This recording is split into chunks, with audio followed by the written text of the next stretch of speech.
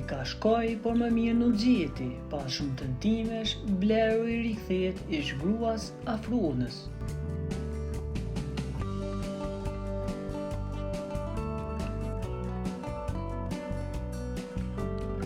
Pas një periudhë të gjatë heshtje dhe larg ekranit muzikur, Bleru mu arrimi një nga emrat më të njohur dhe të respektuar të skenës shqiptare, po përgatitet të rikthehet fuqishëm në tregun muzikur me albumin e tij më të ri, të titulluar The End.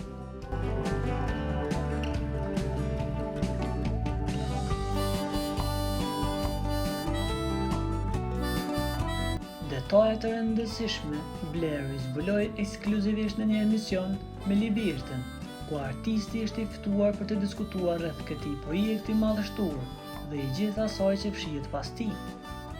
Në një intervistë të gjatë dhe të hapur, Bleru shpjegoi se albumi është produkt i punës intensive dhe bashkëpunimit të ngushtë me disa prej artistëve dhe producentëve më të talentuar të skenës shqiptare.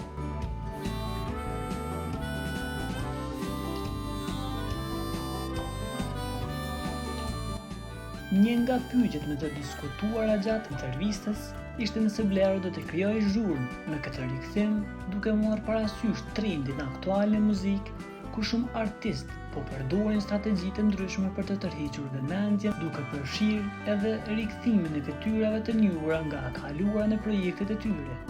Bleru u pyet nëse ai do të ndjekë këtë rrugë dhe nëse do të ketë ndonjë bashkëpunim surpriza për rikthim të një emri të madh nga kaluara në albumin e tij.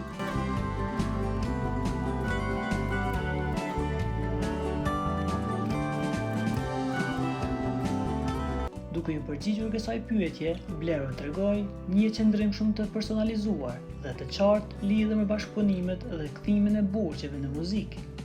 Ai tha se nuk është personi që e bën diçka për dikë me qëllim të ta marrë diçka mbrapa.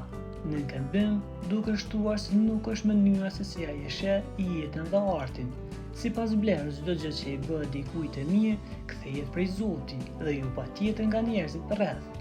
Ai theksoi se nuk pret që dikush t'i kthejë favore, të krijojë apo të krijojë marrëdhënie matematik ku një shërbim kthehet në një tjetër.